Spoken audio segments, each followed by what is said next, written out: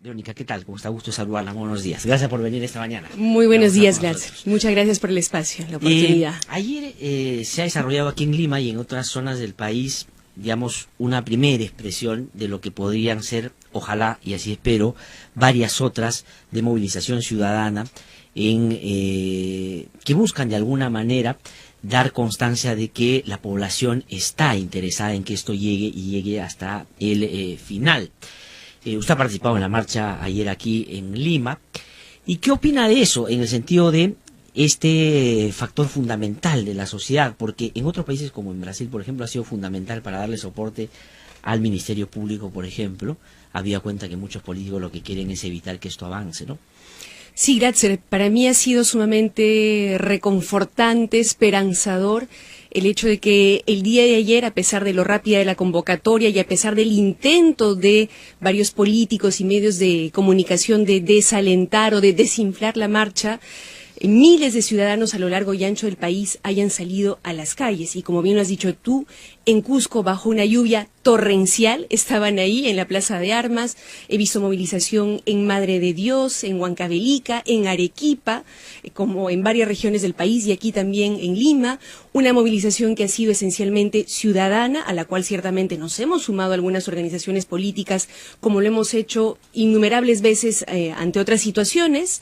Y creo que este es el punto de partida de una larga marcha que vamos a tener que hacer los peruanos para garantizar que se investigue y se sancione a quienes corresponda que estén involucrados en estos casos de corrupción, pero también, Glatzer, nosotros aspiramos a que esto pueda permitir abrir el curso a un gran debate nacional sobre las cosas que necesitamos cambiar para que la corrupción no se siga reproduciendo, que es otro tema, ¿no es cierto? Sí, digamos que el escenario, el contexto y la manera como se han venido desarrollando las cosas, y ustedes han hecho una crítica concreta y tienen un planteamiento en relación a eso, tienen que cambiar para no ser, digamos, el terreno fértil para la corrupción. Pero quisiera quedarme comenzado por la marcha por lo siguiente, porque de un momento a otro, digamos, porque la convocatoria venía de sectores diversos, colectivos, organizaciones, se empezó a decir que era una marcha que estaba promovida por sectores de la izquierda y en particular por Verónica Mendoza.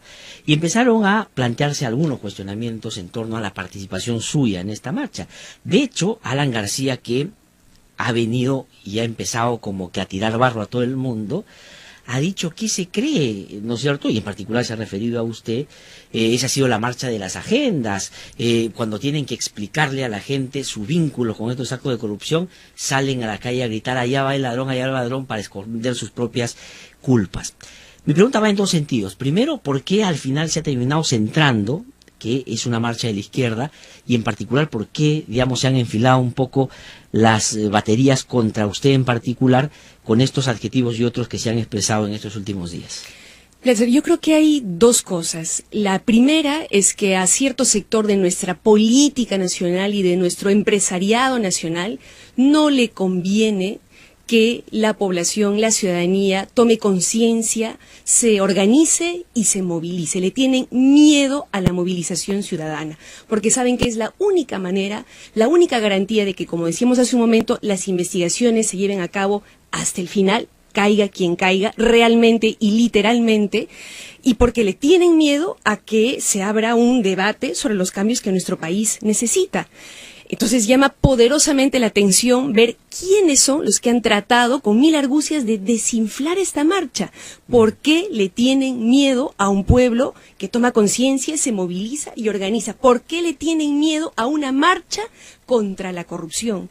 Quizás porque han estado acostumbrados, como se dice en el Perú, a pasar piola, ¿no es cierto? Durante largos años han podido hacer lo que les daba la regalada gana con las licitaciones, con las contrataciones, han podido financiar sus partidos políticos con plata proveniente del lavado de activos y hasta el narcotráfico, y no pasaba nada. Y hoy la ciudadanía está empezando a decir, basta, ya no vamos a permitir que nos sigan robando. Entonces parece que eso a algunos les incomoda, los irrita y les pone nerviosos.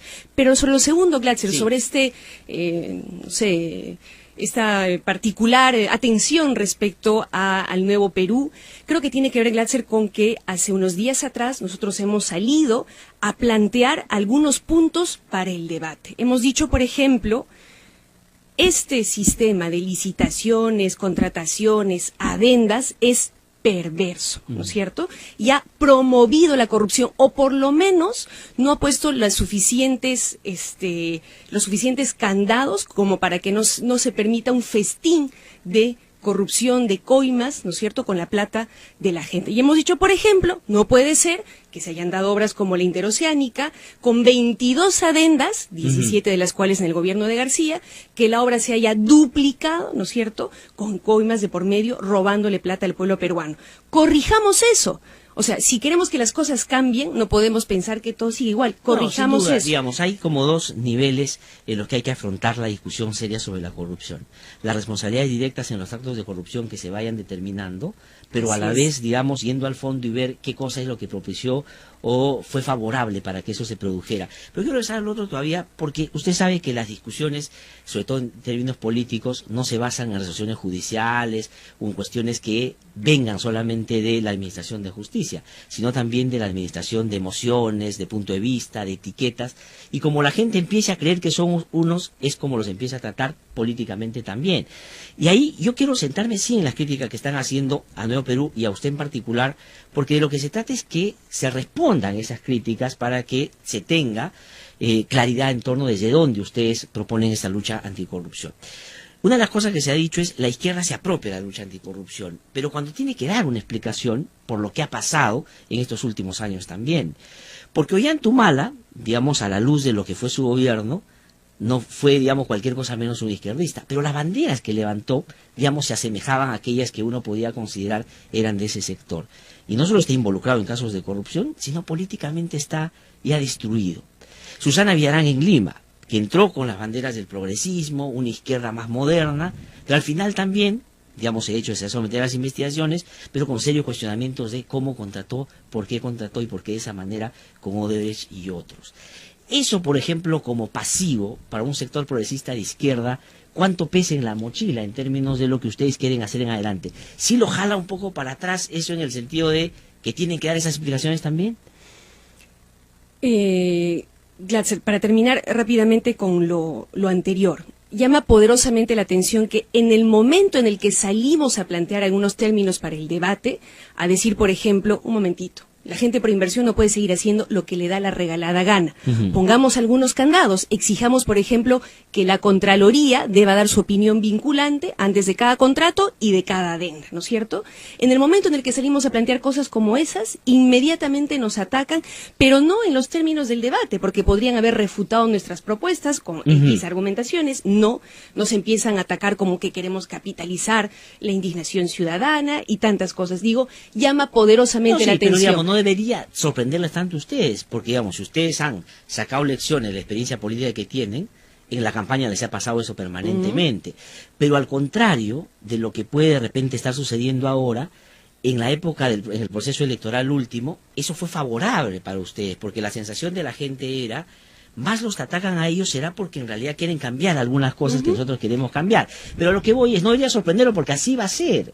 Es decir, no solo porque hay medios que, digamos, no quiere que determinado sector tenga representación, sino porque es bueno explicar. O sea, no importa si ellos estén desatendiendo el debate de fondo, porque lo que va quedando es lo que la gente después recuerda el momento que vota, por ejemplo. Así es, por eso llamo la atención de la ciudadanía respecto a este hecho, ¿no? De que quienes planteamos el debate, quienes planteamos, por ejemplo, que los congresistas involucrados en casos de corrupción no deban tener inmunidad, quienes hemos planteado y presentado proyecto de ley, por ejemplo, para que congresistas y altos funcionarios les esté prohibido tener offshores, estas famosas cuentas fantasma en paraísos fiscales, justo cuando salimos a plantear eso, nos pretenden silenciar y callar. Llamo la atención de la ciudadanía sobre ese hecho para que evalúe, ¿no?, y tome conciencia de lo que está en juego. Sobre el otro tema que tú planteas, efectivamente, Glatzer, hay quienes, en mi caso particular, hemos tenido incluso un nivel de participación en el Partido Nacionalista. Yo no solamente voté por el Partido Nacionalista creyendo como millones de peruanos que con ellos vendría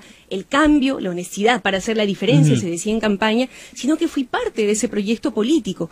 Pero yo, Glatzer, en su momento hice mi deslinde y mi autocrítica. Y dije, voy a recoger los aprendizajes de esta experiencia para que no se repita, para que no, una vez más, el pueblo peruano esté defraudado y se sienta traicionado como ocurrió con el Partido Nacionalista. Y quiero recordar dos cosas, Glatzer.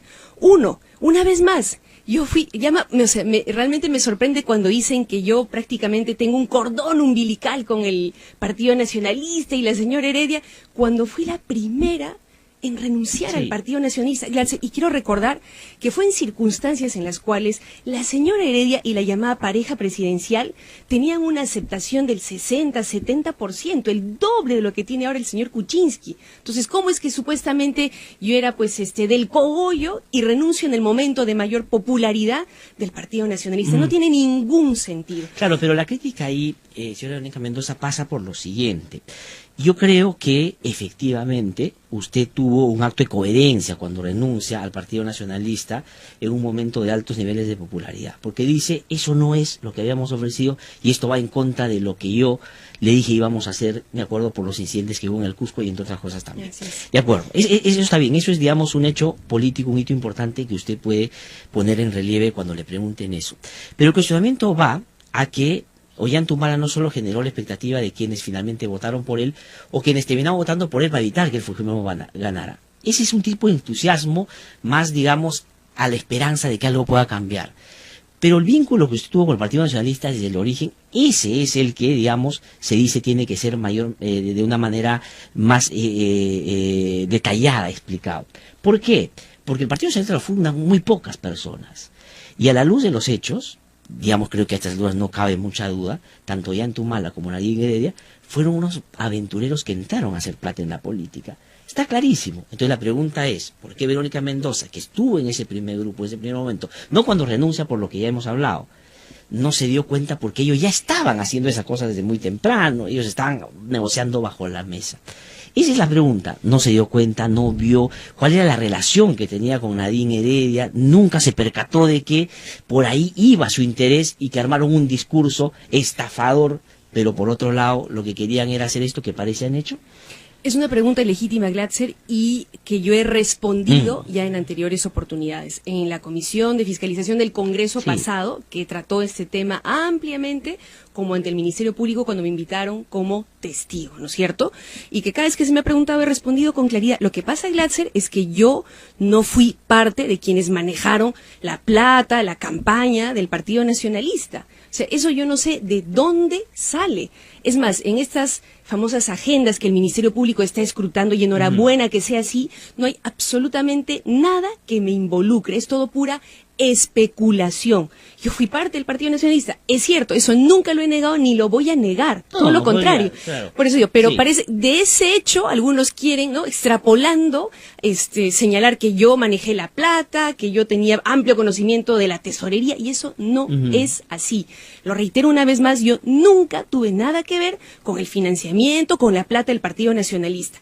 Que a mi juicio había poca transparencia, poca democracia, sí, y esa es parte de las críticas y autocríticas que también yo recojo de ese proceso y que justifican mi salida. Y por eso es que ahora estoy en un proyecto político donde quiero que eso no vuelva a ocurrir, ahora, y esas que sea democrático, que sea transparente. Al Partido Nacionalista, al comienzo, cuando usted empieza a observar de que hay algunas cosas que no son, de repente en ese momento no uno podía darse cuenta correctas, pero que ya olían un poco mal en términos de que no se estaban haciendo de manera transparente.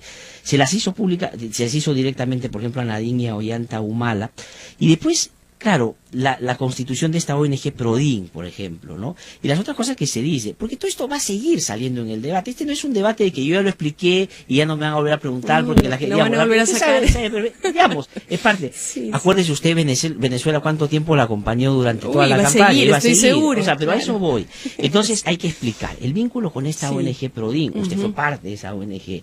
Y entonces, ¿qué nivel, digamos, de cercanía había que tener para que uno le dé la confianza de hacer una cosa de esa naturaleza? Y lo otro que se dice, los viajes que se hacían a Venezuela, que Verónica Mendoza viajó con Nadine Heredia, ahí iban y recogían la plata. Ella ha tenido que ver, por lo menos, si es que no ha sido, junto con Nadine, una receptora directa de esta plata. Todo eso se dice, todo eso se discute.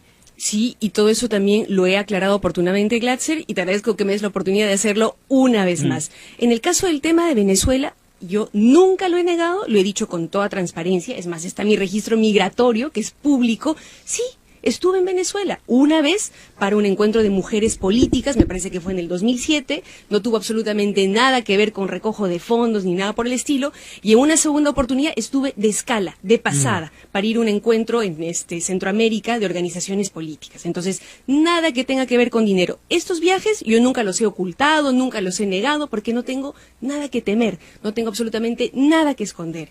Y sobre el famoso tema de la ONG, lamentablemente, y esa es una de las cosas que realmente me indignan respecto a lo que pasó en el Partido Nacionalista, se usó mi nombre sin mi consentimiento. Y eso se lo he demostrado al propio fiscal. Porque en toda la documentación de PRODIN, ante registros públicos y todo lo demás, no hay ningún documento que yo haya firmado, que yo haya suscrito, absolutamente nada. Ellos me nombraron efectivamente como coordinadora o no sé qué cargo, sin mi consentimiento, sin que yo lo supiera. O sea, usurpando mi nombre. Y eso yo lo he señalado a registros públicos, lo he señalado al Ministerio Público, porque además no hay nada, absolutamente ningún acto administrativo, nada. Pero eso es un delito. Es decir, si usan su nombre para hacer un acto de esta naturaleza, ese es un delito. Entonces usted tendría todo el derecho de denunciar a Nadine Heredia y al partido por, digamos, haber hecho eso. ¿Lo ha hecho, lo va a hacer, por ejemplo? Ante registros públicos yo señalé que yo no tenía absolutamente nada que ver, que se había usado mi nombre. Lo que me han informado los abogados con los que he podido consultar es que no constituye delito, porque el notario validó las actas a pesar de que no había ninguna prueba de mi consentimiento para que me nombraran en mi ausencia. En fin, eventualmente se puede volver a evaluar, pero en ese momento entendí que lamentablemente yo no tenía cómo denunciarlo penalmente, claro, pero sí yo lo he señalado ante registros públicos y te hablo no de ahorita, te hablo de hace meses sino años, ¿no? Lo he señalado claramente porque sí se usurpó mi nombre. Y además no hay ningún acto administrativo, no hay nada, ningún contrato, absolutamente nada que yo haya hecho en nombre de esa ONG, absolutamente nada. Por eso, Glatzer, yo sigo diciendo, investiguen todo lo que tengan que investigar, revisen mis cuentas, yo levanté mi secreto bancario, revisen mis correos, lo que quieran. No tengo absolutamente nada que ocultar. Y las famosas estas anotaciones en la agenda de Nadine, ¿no es cierto? Que es, porque yo digo, hay una verdad judicial y esa es una cosa que a nuestros oyentes le decimos aquí todas las mañanas. Una cosa es lo que corre en la investigación fiscal y otra cosa es lo que corre en los medios de comunicación. En los medios de comunicación se puede responsabilidad a responsabilidad a quien se quiere y se puede salvar a quien se quiere también, como viene pasando en algunos casos, de los cuales vamos a hablar más adelante. Pero a lo que quiero preguntarle es, esas agendas famosas donde aparece su letra, porque es su letra, ¿no es cierto?, la que aparece ahí en algunas anotaciones, en algunas reuniones, en fin, me imagino colaborando con Nadine en reuniones oficiales. ¿Mi letra? Sí.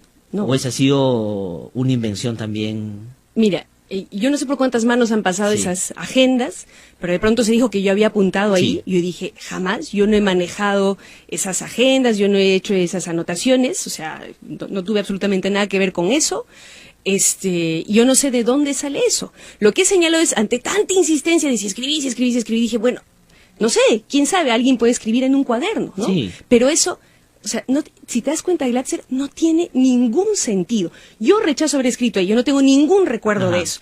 Pero, ¿y si hubiera escrito? ¿Cuál es el delito? ¿No es cierto? O sea, ahora es delito haber sido parte del Partido Nacionalista. Sí fui parte del Partido Nacionalista. Deslindé, renuncié. ¿Hago mi autocrítica? Sí. Pero no me digan que eso es un delito, ¿no es cierto? Que eso me pone en el mismo saco que tremendos peces gordos que se embolsillaron millones de soles de la plata de los peruanos. Eso, o sea, no lo voy a aceptar, ¿no es cierto? Entonces, no tiene ningún sentido. Me han dicho, hágase la pericia grafotécnica. Perfecto. Si el fiscal me lo solicita en razón de, no sé, yo iré, no tengo ningún problema. Entonces, montan todo un show, no sé, un escándalo alrededor de algo que es evidente. Es decir, militante del Partido Nacionalista, sí, fui. O sea, ¿qué? Sí, congresista por el partido, sí, fui. Ayer escuché a un parlamentario. ¿Cómo puedo responder esas acusaciones, Glatzer? Decir que Verónica Mendoza debería hacer un examen grafotécnico de parte. Es decir, uno no puede hacer un examen grafotécnico. Pero sobre la base de qué, Glatzer? Claro. O sea, las agendas las tiene el fiscal. Por Dios, ¿qué quieren que haga? O sea, no,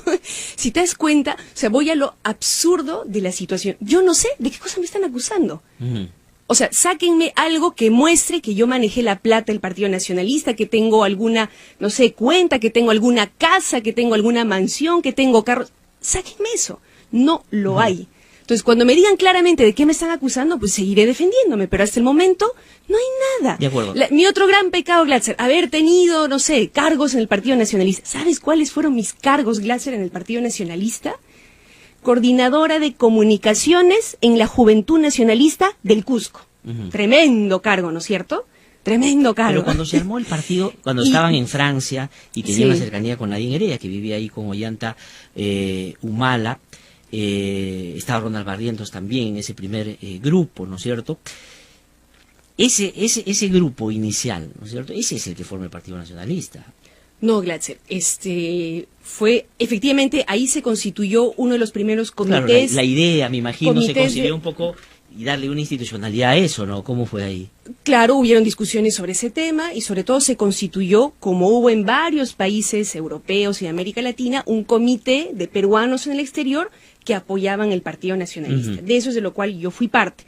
El Partido Nacionalista se constituye aquí, ¿no es cierto? Y está en los registros del jurado, quienes constituyen, sí. En ese momento que terminan siendo el presidente y después ella la presidenta del partido, de hecho ese era un grupo particular y diferente a cualquier otro que se haya con esa misma idea promovido en otros lugares del mundo, porque ahí están los principales protagonistas, de hecho el que terminó siendo presidente de la República, ¿no? Entonces claro, esa cercanía en ese primer momento a ese grupo muy pequeño es lo que para algunos es elemento suficiente para decir ella tiene que ver con absolutamente todo lo que hizo el Partido Nacionalista después.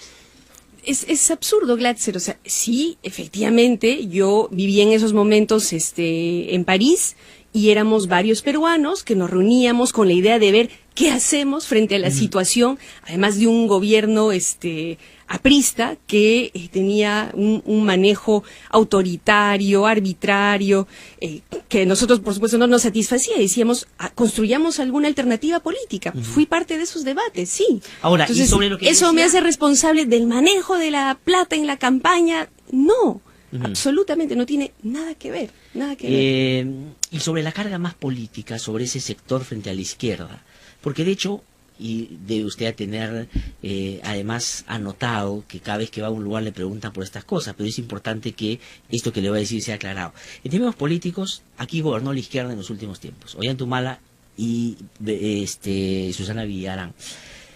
Eso en términos políticos, por cómo terminaron, pesa mucho, es decir, jala mucho, hay que explicar siempre cosas. Ya usted explicó el Partido Nacionalista, pero la Municipalidad de Lima también permanentemente. Odebrecht, por ejemplo, cubre esas dos gestiones sin lugar a duda, ¿no? Eso ¿cómo, cuál es su argumentación, su punto de vista sobre eso, sobre esas dos gestiones en términos políticos? Yo podría reiterar lo que te decía hace un momento, que con el tema del gobierno nacionalista yo no tuve nada que ver. Yo renuncié antes del primer año y luego fui una de las principales opositoras, críticas. Yo recuerdo cuando se debatía, por ejemplo, la ley del presupuesto, éramos nosotros desde el Frente Amplio que criticábamos las políticas del señor Segura, del señor Castilla, y era el fujimorismo el que aprobaba, ¿no es cierto?, a pie juntillas lo que decía Castilla y compañía. Era la misma cosa. Nosotros fuimos la oposición a ese gobierno que hoy quieren llamar de izquierda, que nunca lo fue.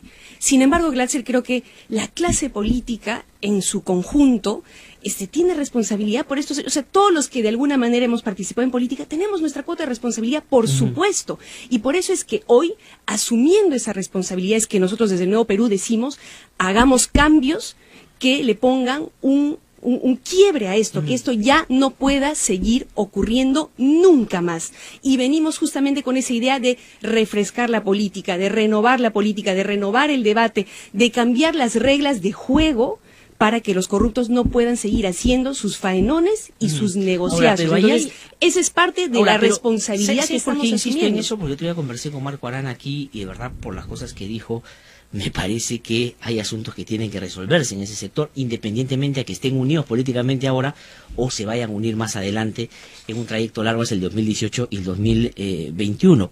Él dijo, por ejemplo, le pregunto por lo de Susana Villarán, ¿no? En algún momento él desliza y dice que en Nuevo Perú se pusieron nerviosos cuando este señor Jorge Castro, que es parte de la Comisión de Lavallato, planteó que se investigue la gestión de Susana Villarán. Y lo dijo en el sentido de que oye, ahí están, o hay un ánimo de, por lo menos con eso, que no se metan, ¿no? Eso, por ejemplo, concretamente.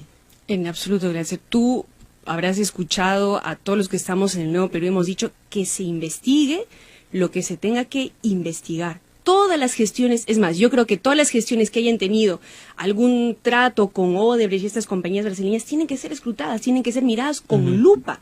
Y donde haya indicios de corruptela, de cosas raras, pues que se investigue judicialmente como tiene que ser a todos. Acá no vamos a salir a blindar a nadie. No lo hemos hecho, ni lo vamos a hacer. Todo lo contrario.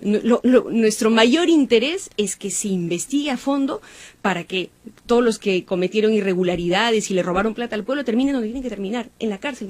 De los casos que se han conocido hasta ahora y que se están ya investigando, ¿hay alguno que de manera particular llama la atención o entra, digamos, en esta lógica de que usted creía que todos son parte del mismo paquete? No, porque mucha gente le ha sorprendido. A mí, por ejemplo, lo de Toledo. Yo Toledo pensé que era todo menos ladrón. O sea, digamos, esa era un poco la idea. Desordenado su gobierno, bueno, en fin, no voy a... Pero digamos que peseteaba debajo de la mesa, además le dieron 20 millones, quería 35 y decía que le paguen, etcétera. Era una cosa más allá de lo que uno podía imaginar pasó, ¿no? No, yo no imaginaba que las coimas llegaban a montos tan estratosféricos, por ejemplo, ¿no? Pero que eran a nivel presidencial. Yo tenía una idea mucho más acotada de lo que a lo mejor No, pero que llegaban a los presidentes, porque digamos, la imagen de la corrupción es la empresa pagándole al funcionario para que pase la licitación sin problemas y de repente gane la adenda. Pero al presidente, ahora, es una pregunta. Y la segunda es, si fue con Toledo, ¿pudo ser con García, pudo ser con Ollanta o no? ¿O puede en esos dos gobiernos haber sido más bien en un nivel distinto? Yo creo que en el caso de los 3 últimos gobiernos hay indicios, hay sospechas y que felizmente el Ministerio Público está investigando y saludo que el día de ayer se haya tenido este acuerdo con 11 fiscales de América Latina para el intercambio de información. Creo que ese es un paso positivo, son señales que la ciudadanía nos empieza a devolver en algo la confianza perdida en nuestro sistema de justicia. Enhorabuena que esto avance y yo creo que en los 3 casos existe la posibilidad de que al más alto nivel se haya recibido dinero. Existe la posibilidad. Eso lo determinará el Ministerio Público y el Poder Judicial. Pero yo creo que los 3 por igual tienen que ser puestos bajo la lupa, ¿no es cierto? Del escrutinio ciudadano como de el sistema de justicia. Pero quiero volver a una de mis ideas iniciales, Glatz. O sea, no es casualidad que tengamos 3 expresidentes seriamente cuestionados por corrupción. Y uno preso, no es, 4. Y uno preso, ¿no es cierto? En cuyo gobierno además fue donde Odebrecht tuvo la mayor cantidad de contratos y donde se enraizó en el Perú, por decirlo de alguna manera. Y que no se quiere investigar. Es efectivamente, ¿no? Que no la comisión respectiva en el Congreso ha dicho no a él ya no los tocamos. O sea, ¿no? Fujimori fue un corrupto, un ladrón, un delincuente, pero Odebrecht a él ni le propuso actos de corrupción. Mira, qué curioso, en fin, la ciudadanía evaluará. Sí. Pero lo que iba es, o sea, no es casualidad, o sea, no es que los peruanos seamos piñas, ¿no es cierto? Quiere decir que más allá de un tema de corruptos y no corruptos, más allá de un tema de buenos y malos, hay un sistema que ha promovido la corrupción. Hay unas reglas de juego que han permitido que esto ocurra y ocurra impunemente, porque eso es lo que había en todos estos años, impunidad. Y probablemente si es que el escándalo no estallaba en Brasil, no hubiéramos sabido nada hasta ahora, no hubiera pasado nada. Porque varios de estos casos, ojo, se han investigado, se están investigando desde hace años y no pasaba nada, impunidad total. Y los peruanos en muchos casos sabíamos, ¿no es cierto? Se decía, se comentaba, había indicios, pero las autoridades del sistema judicial no investigaron como debieron investigar. En buena hora que ahora empiecen a hacerlo. Ahora, a lo que voy es ese que sistema que tiene que hace propicia la corrupción. Que hubo reglas de juego que permitieron esto. Una primera cosa es esta idea, ¿no es cierto? Esta fascinación, esta idea que tiene la clase política en general de que hay que allanarle el camino a como dé lugar a las grandes inversiones, ¿no es cierto? Y esta cantaleta del destrave, ¿no? Allanemos el camino de las inversiones a como dé lugar, no importa si recortamos derechos laborales, ley Pulpín, no importa si no respetamos el derecho a la consulta previa de los pueblos indígenas, baguazo, ¿no es cierto? No importa si coimeamos y aceiteamos un poquito, es parte de sus mecanismos de destrave benditos, ¿no? Y en esa línea han ido... No importa que la Contraloría te diga no puedes contratar con esas empresas y tú le relevas esa responsabilidad. Se ríen en la cara de la Contraloría, ¿no es cierto? Y ¿sabes lo lo que es peor, Glatzer, y eso es lo que les ha ardido, les ha irritado profundamente, es que nosotros salgamos a decir que esta clase política, incluido el gobierno, quien tiene la mayor responsabilidad, en lugar de ver, carambas, ¿qué está funcionando mal y qué corrijo para que no se vuelva a repetir? Está agravando las cosas. En su paquete de decretos legislativos, lo que está haciendo es darle mayor discrecionalidad a los funcionarios de Proinversión para que sigan haciendo lo que les da la regalada gana, sin que nadie los fiscalice. ¿Sabes qué más, Glatzer? Nos van a obligar a todos los peruanos a pagar, a través de nuestros impuestos, un seguro para estos señores. Por si meten la pata, ¿no es cierto?, reciben alguna coima y se les descubre, se les pueda defender, haya abogados a su servicio. No solo eso, en el directorio de Proinversión, que solía estar constituido por 5 ministros, ahora van a meter a 3 privados. O sea, los interesados en los negociazos van a estar ahí, arriba, en el cogollo. ¿Cómo es posible eso? Lo que es una redundancia con este gobierno, porque ya están en el gobierno. Pero ya de manera más desvergonzada. Entonces, ¿por qué? Y para terminar, Glatzer, perdóname, la famosa adenda de Chinchero. Ajá. O sea, tú estás criticando los contratos, las adendas, las coimas, y firmas una adenda, ¿no es cierto?, con dudas de por medio, una adenda tramposa, entreguista, donde todo el mundo lo ha dicho, de derechas y de izquierdas, perjudicial para el Estado, en el que el Estado pone la plata, pero es el privado el que se queda con la concesión y las ganancias. ¿Qué es eso? O sea, ¿qué mensaje nos están dando? Claro, en el rollo y en el discurso sí, combaten la corrupción, pero a la hora de la hora siguen haciendo lo mismo de siempre. Pero usted ha hecho una pregunta que yo se la hago a usted. ¿Qué es eso? O sea, ¿cómo se llama eso que usted ha descrito en un gobierno? Digamos, tampoco hay que ser tan ingenuos, ni usted, ni yo, ni la gente que nos escucha, imaginamos que Pedro Pablo Kuczynski iba a hacer el plan de gobierno del Frente Amplio, ¿no es cierto? No había manera que lo hiciera. Sabíamos que era un presidente que venía, digamos, de los intereses privados, sabía que, digamos, esencialmente era un fujimorista que tenía que diferenciarse un poco, democracia, etcétera, ¿no es cierto? Sabíamos eso. Pero ¿usted cree que el gobierno finalmente, lejos de distanciarse un poco de esas prácticas, ni siquiera en las formas lo ha buscado hacer y más bien se ha reafirmado en que es un gobierno lobista?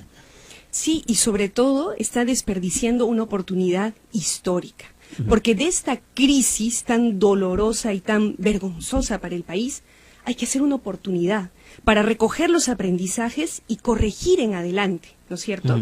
Y en lugar de aprovechar esta oportunidad para eso, para ese debate profundo, para esas reformas profundas que nos curen en salud a los peruanos, sigue con lo mismo. O sea, ¿cómo vas a pretender que las cosas cambien si sigues haciendo lo mismo, ¿no es cierto? Lo que pasa es que estos señores del mundo gran empresarial, del mundo que se relaciona con las transnacionales, tienen pues una idea bien relativizada de la corrupción, ¿no? Es parte finalmente. O sea, ¿cuántas empresas, Glatzer, no solo Odebrecht, tienen pues dentro de su presupuesto una partida para aceitear a los funcionarios? No me vengan con el cuento oficina, ¿no? de que, por supuesto, ellos perfeccionaron el sistema, claro, ¿no es cierto? Un departamento de operaciones estructuradas, pero es moneda corriente, lamentablemente, en el sector empresarial. Que hay empresarios honestos, los hay. Sin duda. Como hay políticos, periodistas honestos, pero seamos francos con que ese sistema de la coima y el aceiteo está bastante extendido. Pongámosle candados, pongámosle trabas a esta situación. Si no ahora, pero este gobierno, desde su punto de vista, no toma medidas claras, concretas contra la corrupción, porque, digamos, razona desde su origen de lobista, de gestor de intereses, y cree que, digamos, hay cosas que no son tan malas como podrían algunos otros creer. Un poquito de contrabando no está mal, decía Kuczynski, de acuerdo. ¿No? Es por eso, con tal que genere plata, no hay problema. O es también, digamos, un poco, porque puede terminar involucrado en los casos y las grandes investigaciones que se están haciendo, ¿no? Hoy día Hildebrand en sus 13, por ejemplo, publica los cables que se mandaban de la Embajada de Brasil a Brasil sobre las gestiones que hacía el presidente Toledo y el gobierno de Alan García sobre la interoceánica y otras obras. Y en el detalle de lo que dice el embajador, digamos, claramente se evidencia de que Toledo tenía clarísimo que tenía que salir a cualquier lugar. Pero el embajador cita varias conversaciones entre Toledo y Kuczynski, donde le insta, le pide, le dice que haga todas las gestiones para superar todas las observaciones de la Contraloría para que puedan contratar con Odebrecht y los otros que se consorciaron. Eso, digamos, daría cuenta de que Kuczynski tiene una participación muy, muy directa, inclusive haciendo cosas que para otros proyectos no se hacían. Eso podría elevarse a la categoría de sospecha mayor o de imputación penal o política lo suficientemente grave que ustedes puedan decir, ¿el presidente también parece estar metido en esta danza? Mira, Grancer, lo que yo he señalado respecto a estos hechos es que el señor presidente de la República tiene cosas que explicar al país y ante las autoridades del sistema de justicia. Por decir eso, Glatzer, han salido a decir que yo me quiero vacar al presidente, que quiero generar una crisis política. No, lo que yo quiero es que funcione la democracia, que funcione la justicia.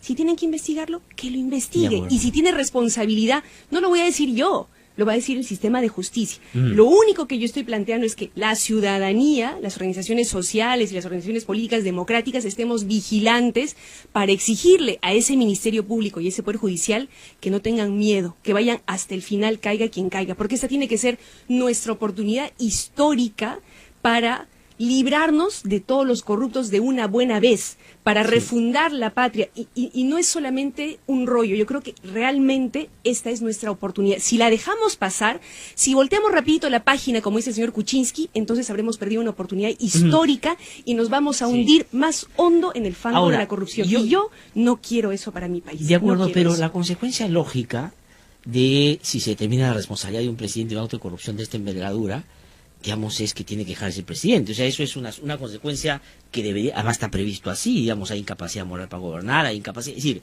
obviamente tiene que mediar para eso, que hay evidencia suficiente y está esta debidamente corroborada para que la justicia determine ese nivel de responsabilidad. Antes es, digamos, promover un ambiente de ingobernabilidad. Lo que se ha dicho a través de la declaración de que usted dijo del caiga quien caiga, es que si cae el presidente, ¿qué vamos a hacer? Que caiga. Ese es el sentido que le han dado, ¿no es cierto? Que si se tiene que ir, vacancia, pues. Yo inclusive le pregunté a Marisa Glave y dijo, ¿qué vamos a hacer? Así es la vida. Pero entonces el planteamiento es, si al presidente se le determina qué tipo de responsabilidad, ¿usted cree que ya estaríamos en el escenario de que él no puede seguir gobernando? Mira, para empezar, es un escenario que yo no quisiera que ocurra. Pero eso no se trata de mis deseos, ¿no es cierto? Como ha dicho un editorial. Se trata de lo que la justicia encuentre y habrá que ver en ese momento, en función de el nivel de responsabilidad o no que haya, tendremos que evaluar qué es lo que corresponde. Es más, no lo vamos a decir nosotros, repito una vez más, lo va a decir el Ministerio Público y el Poder Judicial. Y en ese momento tendremos que demostrar que en democracia se respetan las reglas de juego, que se respeta la justicia, así involucre a quien involucre, ¿no es cierto? Del más alto funcionario al ciudadano de a pie. La justicia por igual. Eso es lo único que planteo, Glatzer. O sea, yo no estoy promoviendo ni mucho menos un escenario de crisis o de vacancia, como han dicho algunos. Es lo último que yo quisiera para mi país. Como los fujimoristas. ¿Que usted cree que tienen o creen usted, son de los que no creen que ellos tienen en la cabeza cuál ha sido su accionar desde el inicio del gobierno? Ni siquiera querían reconocer el resultado de la elección. Por favor, nosotros sí lo hemos hecho democráticamente, a pesar de que discrepamos radicalmente de la política del señor Kuczynski, sabemos reconocer ciertas reglas de juego básicas de la democracia. Y una de esas reglas de juego básicas de una verdadera democracia es la justicia es igual para todos. Eso es lo único que estoy planteando, Glatzer. La justicia debe ser igual. Debe ser, porque no lo ha sido, porque hay muchos peces gordos que, muy hábilmente, además hay que reconocerlo, se han escabullido una y otra vez de la justicia, recurriendo a la prescripción, mandando chivos expiatorios, etcétera, etcétera. Ojalá que esta vez sí, realmente, veamos los peruanos que la justicia es igual para todos. Hoy hay una caricatura extraordinaria de Andrés Heredia, que mando saludos, por supuesto, donde Alan García viene con su bolsito y empieza a tirar maicito y todos empezamos a discutir todo lo que él viene diciendo para evadir su responsabilidad. Es que García es, digamos, es pues un tigre en esa vaina, ¿sabes? No sé, solo digamos, me queda reírme. Sí, no, lo que quiero decir es, usted sabe, ¿no es cierto? Usted le pregunta a la gente, le dice, iba a decir. ¿Quiénes van a caer? Mira, yo creo que va a caer Toledo, está en el suelo. Ollanta y Nariño son los que vienen. Susana Villarán y su gestión probablemente también. Castañeda va a estar en apuro, pero de repente no cae. No, mira, prescribió lo de Comunicore, prescribió Comunicore. Y uno pregunta, ¿y Alan García? No, ese es a salvar. Ese es lamentablemente, Glatzer, efectivamente el sentimiento de mucha gente, ¿no? De que hay algunos que están inmunes en estos casos y que el sistema de justicia los respalda y los blinda. Esperemos que esta vez se nos demuestre que no es así. Ahora, pero claro, hay una diferencia, porque yo creo que esta vez García no juega local. Eso es importante. O sea, digamos, usted sabe que hay 77 delaciones premiadas que llegan en mayo acá, y eso no lo controla nadie. Ahí lo que ya se dijo, porque si se logra determinar que a uno de estos que se acogió a la delación premiada mintió, pierde el beneficio. Entonces no van a mentir, tienen que dar información, y ahí creo que García, por eso está sobre reaccionando, o sea, está jugando y yo no tengo nada que ver con eso. Ahora, Nuevo Perú, tengo que terminar. Muchos están nerviosos. Nuevo Perú, ¿cómo se va a ubicar políticamente, es decir, en medio inclusive de las diferentes tensiones que hay dentro del Frente Amplio, ¿no? Están pensando en el 2018-2021, pero hay algunos que dicen que están radicalizando su discurso para capitalizar toda esta indignación. Digamos que es legítimo, alguien lo tiene que hacer, no estaría mal. Pero lo que dicen es, si juegan al radical, van a perder, porque Santos es más radical y si Antauro sale más radical todavía, o sea, por radicalismo no va a ganar. Y si quieren moderarse, digamos, no va a poder moderarse tanto, porque ahí está Julio Guzmán, que va a decir yo soy moderado para haber luchado con la corrupción. ¿Cómo se van a ubicar políticamente ustedes? Nosotros nos hemos mantenido siempre y nos mantendremos siempre en la misma línea de propuestas y de visión de país. Nosotros no acomodamos nuestro discurso en función de la circunstancia para ver cómo jalamos agua para nuestro molino. O sea, lo que venimos diciendo ahora, lo hemos dicho siempre. Hemos hablado de una nueva constitución que a algunos les eriza, ¿no es cierto?, los irrita. También lo propusimos en la campaña electoral y lo seguiremos sosteniendo porque nos ratificamos ahora más que nunca ante esta podredumbre que necesitamos un cambio profundo, que necesitamos un nuevo pacto ciudadano que nos permita deslindar de la corrupción, donde dejemos atrás esa idea de roba pero hace obra, ¿no es cierto?, roba pero da chamba, el diezmo, dejemos atrás eso y asumamos como país nuevos valores, una nueva visión donde prime el bien común, donde prime la transparencia. Eso requiere de un nuevo pacto político, social, ciudadano y un gran debate para llegar a él.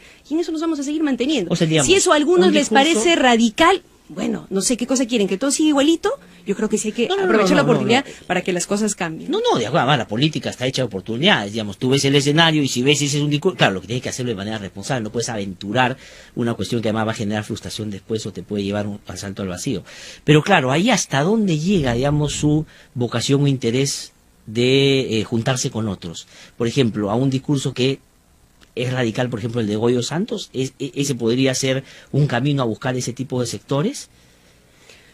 Como lo hemos dicho siempre, y me ratifico en ello ahora más que nunca, necesitamos sumar fuerzas con todos quienes quieran un cambio real para nuestro país, ¿no? Tendremos que asegurarnos de que haya coincidencias programáticas, ¿no es cierto? Tendremos que asegurarnos de que haya principios democráticos comunes, porque hay cosas a las cuales, por ejemplo, nosotros no vamos a renunciar, como el hecho de que en una organización o un frente político los candidatos no se pueden designar a dedo, ¿no es cierto?, ni menos por la billetera, sino en elecciones democráticas, internas o ciudadanas. Quienes estén dispuestos a algo de esa naturaleza, nosotros encantados de sumar se fuerzas. liderazgos también. Eso es una cosa que yo no logro entender. Pero por eso, quien ejerce un liderazgo se somete a elecciones y bueno, es avalado, ¿no? De un movimiento de izquierda, una persona que casi pasa la segunda vuelta electoral con 18 y tanto %. Es decir, es un liderazgo que se tiene que ejercer. Yo no digo que se ejerza pues irresponsable o autoritariamente, pero esos son los liderazgos dentro de los cuales tiene que buscarse quién puede sacar adelante un poco la organización, ¿no? Pero eso es pensando en 2018-2021.